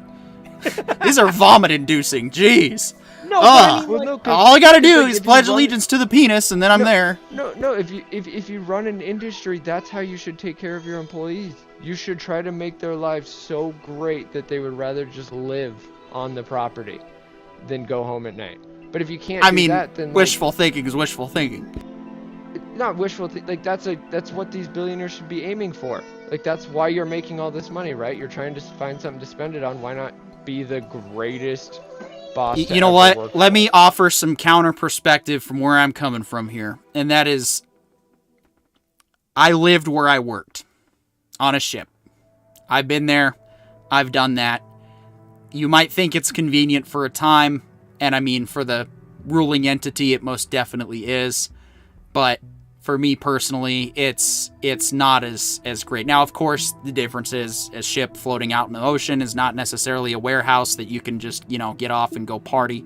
So maybe it'd be more like an aircraft carrier in that situation. Actually, the way I think I would describe it is, are you guys familiar with the concept of an arcology? Have you ever heard one of these before? No. Okay, so the basic idea, we have them up here in Toronto because it gets so cold sometimes. But the basic idea is this. Imagine a big, out from the outside looking apartment building, okay? Only the top, 30 floors are actually apartments. Below that is a mall. Below that is the subway system. So you can go from your apartment to like a movie theater, then go pick up groceries, and like visit your friend by going through the subway and getting to his building, right? And then come all the way home, and you've never actually had to go outside if you didn't want to. And a lot of the people. Well, okay, when you put it like that. That's Yeah, what I'm saying. Like this guy built them a city. Yeah. Not like all the amenities, and that was a mine. He calls it a mine. Yeah. Yeah. Like that, Although I don't that's what know. their- I guess. Like that Did was you- their version of like work-life balance. Was like, if you guys give me all of your work and all of your time, I will give you a city under the earth to live and vibe in with your families and grow. I just need you to work there on the side, literally. Like, side of this is a hole in the Well, ground. John, let me The ask other you this. side is Let me ask you this. castle Since under you the did ground. since you did time as well, did you actually like living on the military bases? No, but again, See, that's what I the think it's same- like. no, but That's it's, the- no, but it's no. To me, it's to the same point. Is like the military bases weren't building us castles. Like he did. He like as far as like the image that Jackson gave us was that this guy literally built a pyramid under the earth, and it was the size of a small village. And all of these people were living, and yeah, they were living in barracks, but they were living in a full stone, secure, safe structure. And every time they went to work, they came back and their food was there at dinner. And every time that, like, there were other dwarves to get the food, but they were the ones getting the mine and doing the mine and running the mine. And the governor of the mine was also the owner of the mine, but he was taking care of his people to the very highest standard I've ever seen.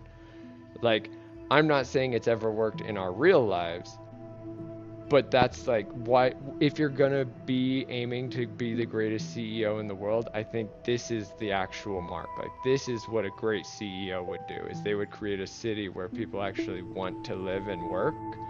And yeah, it's all part of the work and part of the corporate structure, but if the corporate is actually taking care of the pawn as well as the king, finally.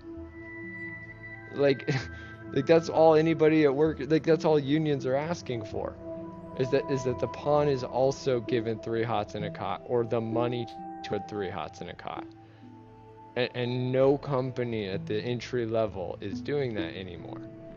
And this king was like, well, I can't afford to give you guys all 3 hots and a cot, so I'll just build you all cots, and then I'll build you a town, and then I'll build you like a full thing, as long as you guys are mining while I'm paying for all of this and paying for all of these renovations. Like, it was an actual team effort. The top was taking care of the bottom, and that's why like Gimli even like was talking about it, like, this isn't a mine. This is a castle the size of a city. Yeah. And I just, Moria is dope. There's like, honestly, there's like 3 or 4 cities I would 100% want to visit in Middle Earth, right?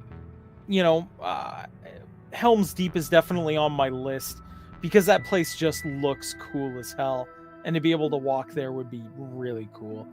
Gondor is just beautiful. The White Tower, I gotta look over the edge. Right? Like, you almost kind of want to like do the, I'm king of the world thing, like hanging off of the edge of it, right? Like 100% they got to put in OSHA guardrails there, but otherwise it's. I want to see one of the those like base jumper dudes that did it off Vegas. I want to see one of them base jump off Gondor. That would be like sick. Flying squirrel suit and just go for it. Yeah. I dig it. I mean, and then the other one is like, I'd love to visit any of the dwarven cities, right? Just any of them, because they were all like the engineering marvel of it, and the fact that like every pillar in the place is crafted to look like a piece of art in its own right? Every functional thing like, has beauty attached to it. Every worker had autonomy in their work. Yep. Like that was the beautiful thing about the dwarves, is they figured out a way to be like, all right, everybody's gonna work. What do you want to do? And that's where it started to go. And so like you had your artisans, and what did they do? They made the pillars beautiful. You had your miners. What do? They mine. And while all of them are doing their jobs, they're slowly building themselves a kingdom to live in. Because like the king isn't like, no, I need only miners. Everybody's a miner. We're gonna mine everything. And he's like, no, I got some artisans. I got some construction workers. I got some, like, that's how cool and good a business should be. Is like, you should have people from all walks of life so that the diversity builds these beautiful structures. And, you know, it's one of those, like, you get the impression of, yeah, okay, so it has a minor Balrog problem for a while. I mean, you know, it's still a place that even after you deal with that, you know, when you lay some traps out or something, it's still a place you kind of want to live. And a goblin infestation. Yeah, so you leave out some, you know, so you get a whole lot of cats or something, right? Like, you know, like you deal with these problems. What is goblin poison, if not cyanide? How are the kids going to be allowed to be running through those halls? I'm just saying, like, really big mouse traps to deal with the goblin problem. Like, really big ones. And you 100, and don't even joke. Sure those are just called traps, because they're for humans as well. Yeah, but don't even joke. You 100% know that if they put out goblin scale mouse traps, that would be a 100% dwarven thing to do. Like, 100% dwarven thing to do. Because they wouldn't respect them enough to put out, like, you know, like leg traps or something like that. No. They'd lay out, like, you know, actual, like, giant-sized mouse traps, put some stinky cheese down and be like, trust me, it'll catch more goblins. Right. Now, let's go ahead and take this discussion back to the beginning of... do more beehive traps. Let's take this discussion back to the beginning of the show. And you know, here's an excellent example of where to draw some inspiration from for a Star Trek TV series, or even just an anthology. I mean, it doesn't have to be this in depth, though I would love if the Trek universe and just all of everything Star Trek got to a point of Lord of the Rings lore. I mean, it certainly felt like it was working that way over the years, but there's... Go ahead. There on the auxiliary. It's like there's a paper that could be turned into an entire field or an entire anthology. And I think that's what the writers really need to start looking for. Yeah. Now I want Quark's food blog. What? Quark's food blog? Yeah, man. You know, I'm pretty sure if you tweeted that to Armin Shimmerman right now, he might ask to do it. And I could totally... Okay, wow. I think we just came up with a golden idea here. So, CBS... Or not CBS. They're not CBS anymore. Whoopsie. Paramount, excuse me. If you guys are watching, this is a good idea. Because I'm pretty sure Armin Shimmerman will probably host his own channel with his own thing, and you don't even have to pay him a whole lot, because it's probably something he'd enjoy just doing. And it doesn't necessarily have to be like Trek-themed meals. I mean, that's probably what you could do to start. But he could literally just share his preferred home cooking and then ask Star Trek fans to send in their recipes. Holy crap, this is a great idea, Corione. Just get him some good podcasting equipment and make sure to sponsor his channel. Yeah, we'll sponsor his channel. I mean, not with money. No, not you. No, I'm saying Paramount. Like, Paramount literally just has to get this guy some really good podcasting equipment, maybe a solid, like, camera setup, kind of similar to the Minimalist, so that way you can see his whole cooking station. And he just cooks dinner in a Quark outfit while talking like Quark. And you can have all of the old characters just come and visit.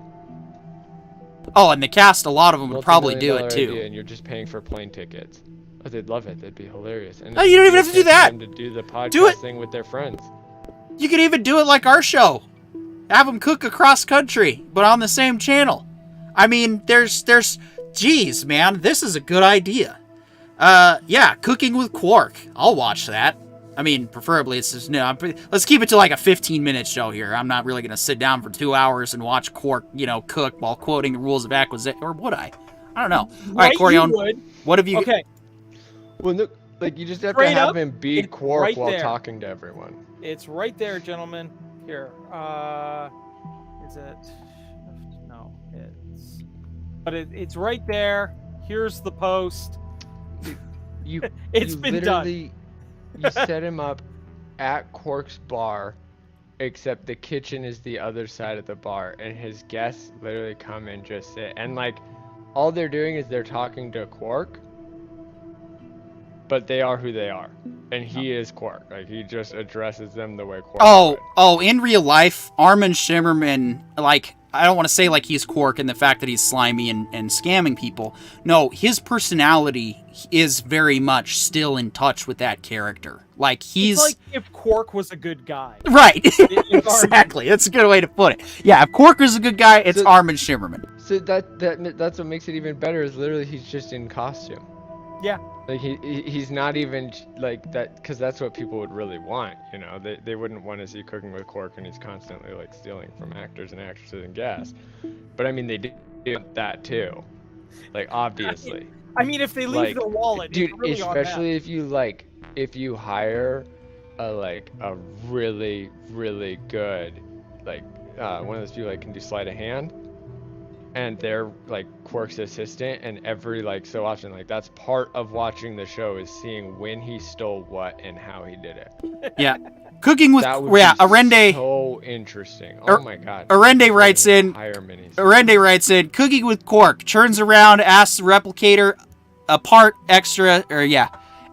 extra spicy. And that's how it's done, folks. That'll be 1 bar of platinum. Well, the thing is, as funny as that is literally, you could open the show with that, like having those graphics, having the food materialize in while he's saying, and this is how we're gonna cook Tish today. And yeah, no, that's still a good idea, right? As funny as that cynicism was, that's actually not bad for the show itself. Dude, that's how you wrap it every time. Or wrap it that way, yeah, throw it in the replicator and it dematerializes. Gotta shave on energy, folks. Oh god. He goes through this whole elaborate thing on making like a slug steak or something like that. And, you know, it's this whole thing. And he goes, or if you don't have a kitchen of your own, and he just walks over to the replicator, hits the button, and pulls it out. Right? Like, you know? Burns every meal and then goes into the replicator and grabs it out. Right. Like, you know? Like, there's you know that whole time in like shows where they like fast forward during the cook times? No, yeah. The cook time is actually like when he starts discussing, and that's where like some of the shenanigans could go down with the guests. And then every single time the ding goes off, nothing happens, nobody cares. Burns it. You're like, oh my god. Again, yeah. Are you serious? And then he's like, and then in instances like this, replicator. Yeah, no, this is a fantastic idea. So yes, please, Paramount, greenlight the food blog Cooking with Quark. It can be a real thing. I'm sure Armin Shimmerman would love to do something like that. All right, but John... All it has to do with is Quark, that character, having his stage set appropriately. All right. Yeah, no, I mean, all you would just be fine if he does the ears and teeth just to start. It doesn't have to be a full-on, like, eventually, yes, we could progress to the bar, but if they want to do a simple version, I don't care. I'm there for it. I'll watch that shit. Yeah, John. To prove that we'll be there for it. John, you have asked for some time to give us a surprise video game segment at the end of the show, so why don't you go ahead and tell us what video game you think we should all spend money that we don't have to play. That I should spend money I don't have. Corione probably could afford it, no problem. That's probably the best part about this. So, I want to shout out High on Life. It's by the developers of Rick and Morty, and they created I want to say it's Squanch Games is the game studio that produced it and actually like developed the product for the game. And it is possibly the greatest thing I have spent all day playing. It came out yesterday, and I forgot and was tired after work, so I played it today on my day off, and I was playing it all day. It's so funny. It's like if Rick and Morty made a video game in the Rick and Morty universe and then also bashed the game, even though it is exactly good enough quality. Like, it meets all the metrics of a great platformer, but then Rick and Morty criticizing it like everybody wants Rick and Morty to criticize things, all while you're playing the game. Like, Morty is your gun, the first gun that you get, and it is so fantastic because he's not Morty. He's like an actually like he's his own developed character, but it's Morty's voice, so I can't get over the fact that it's Morty. but the gun itself is trying to get you to take down this like cartel, all while like dealing with the issues exactly like Rick and Morty universe people do. They're like, sometimes you gotta kill a lower species. Like, no you don't, this is so messed up. And he's like, yeah, this is totally messed up, I'm not about this, I don't. So, like at one point you kill a kid, you don't technically have to, but I did, and then you meet the kid's mom and she's like, well, he's 30, which is still an adolescent in our species, but I told him that if he kept doing that, he was going to get himself killed, so I'll miss him a little. And then the gun Morty is like talking to you like, oh, that, I don't know how to feel about this anymore. Like, I don't know if we killed an adult or not. And that's like the game as you're just playing a standard like Doom style platformer shooter, but that's the quips you're getting back rather than getting like this universe, everything's important, you need to save the greater guy. No, you get Rick and Morty narrating your experience and your choices, and it's so funny. I love it so much. You guys have to play it. It's free on Game Pass, and it was free day one. So that's why I really want to take the time to shout it out, is that like they created a Cartoon Network, Adult Swim production quality level game, and Easter eggs are abound. That's all I'm gonna say. For everything that I think it's Matt Roiland and the other one are in Justin Roiland. Anything that they're writing, Justin Roiland and his partner. That everything that they're connected to is connected to Dan this Harmon. universe, whether it's Solar Opposites, Dan Harmon, and Justin Roiland. So Solar Opposites, Rick and Morty, a couple mini skits that they've done so far, all of them are Easter eggs within this world at just random points. It's so fantastic, and they gave it to Xbox users and any like including PC users that have Game Pass for free. So if you have it, 100% worth it. It's so funny. What do you guys think? Well, Questions, comments? I mean, for me right now, I'm so poor I can't even afford a free trial. So it does sound interesting and sounds like something I would definitely enjoy. But what you have any lines that stuck out to you right now that you want to share? Any quips or something? Yeah. Mature warning, because it's the funniest thing I've ever heard, but it does contain a swear. At one point I fell into this like very clearly acid water, and my gun Morty goes, you know this isn't sanitary, why would you jump in? It fucking burns. And then you like dematerialize back to your like last location. Like rather than saying stuff like normal, like hot. Like, no, your gun is such a sass monster, and it's so funny. And you collect all these other guns that have other voice actors, and they're all their own different type of sass monster. Or like Hype Machine, this green frog gun that I got. He's like this really like witty, but very obviously like not patronizing of the guys. Like, he's like, so the Morty voiced gun is very sassy. Yeah, but not like. So it's a Desert Eagle. I wish. No, it's closer to a 9mm or a 45 in terms of damage. Oh no, I mean as far as being a diva and full of itself. Oh no, that's actually the third gun I just got before like tuning into the broadcast. She is definitely a diva. Oh, okay. And I'm excited. I'm actually liking this more now. She's way more on the Deagle power style because she has like a time power associated. It's like a needler from Halo mixed with a time gun. It's insane. It's so funny though, the way they talk at you. But again, the guns and everything functions like Doom style. So like if you're a good shot, you're gonna have a breeze. It took me 3 hours before I died for the first time. And I'm playing on normal difficulty. So like it's a casual like platformer while also like being a comedy platformer while still being good. It's fantastic. I wanted it to be this good, and I am still blown away by how good it is. All right. Well, That's what is it called again? The High on Life. High on Life in Xbox the Game Xbox Pass. Game Store. Yeah, check it out. It should be on both Xbox and PC game. since Microsoft made the very smart decision to have all of their crap released on PC that they put on the Xbox.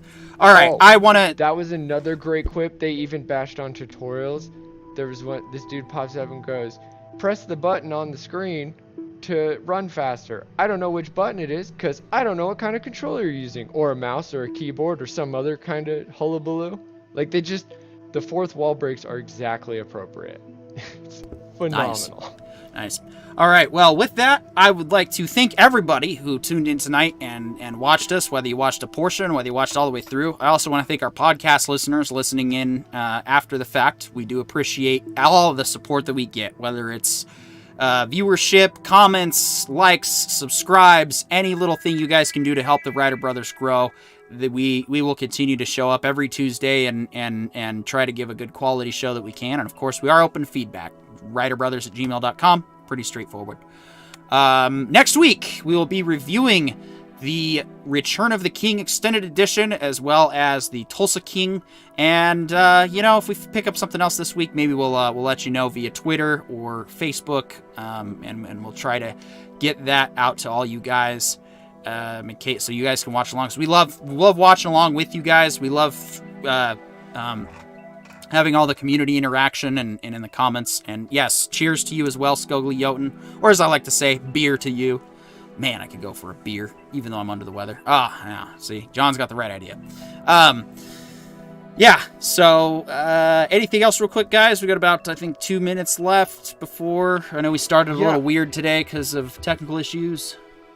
Well, yeah, so I saw amazing. this movie... Yeah, super shout out to the fans. I saw this movie Amsterdam, because we've got a couple minutes, why not just ask on the air? If you have seen it in the chat, let us know.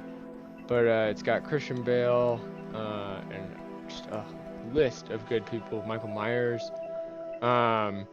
It's about the pro H words from the European country that started World War II. And it was like a thing with General Smedley Butler, but they changed the names for the dramatization.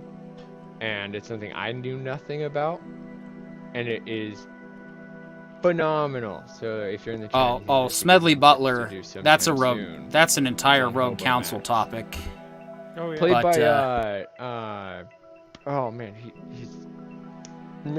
it's not the Godfather, but I can only think of his Frank in he's in Bad Grandpa. Old white guy, almost always plays gangsters in The Departed. Robert De Niro? I want to say Robert De Niro plays Smedley Butler in this one. Interesting choice. Phenomenal. Well, yeah, maybe we'll give it a... It's so good.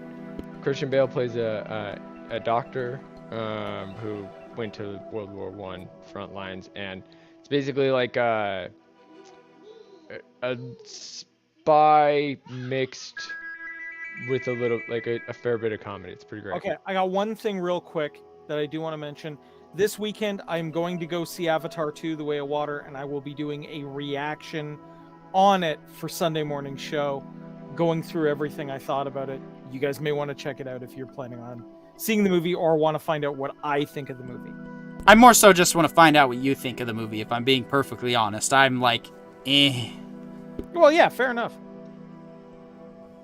If I want to watch a CGI nightmare, I'll just go play a video game. Think about it. If you like it, I'll probably go see it. I love CGI.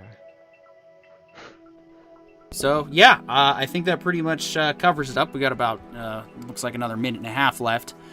So, yes, Return of the King next week, Tulsa King episode 6. And then, of course, coming up on the 27th is our Christmas Cringe special, where we will be doing our Christmas Story double feature, which is with the original, and the new one, which I have not seen yet. And, of course, Jingle All the Way. That will also be on the docket. And then if Violent Night hits streaming before Christmas, we might throw that on there just as a little blurb too, because I do want to see that movie, but again, I can't even afford Game Pass at the moment. Oh well, such is life sometimes. Again, thanks everybody for watching. And any last words, guys, real quick? We got a couple of, give a few seconds, last 30 seconds or so before credits roll. Love all the Thanks for dudes. coming out, guys. Yeah. Love you all. Thank you for coming out, and hope to see you again next week. Bring a friend. Try the veal. Have some fun. Yeah. Talk to us. We Let us know absolutely. what you think. We really appreciate the interaction. We shout out everybody. We're not arguing. We're not encouraging arguing. We're encouraging love and discussion about our favorite things. That's all we're talking about. Exactly, and I do love discussing everything with you guys, and like I said, you people are what make this Tuesday night show worth it, as well as, yes, the panelists, the audience, and of course, our listeners. So yeah, I think that pretty much ties it all up. I'm Petey York. I will see you next week. Bye, everybody.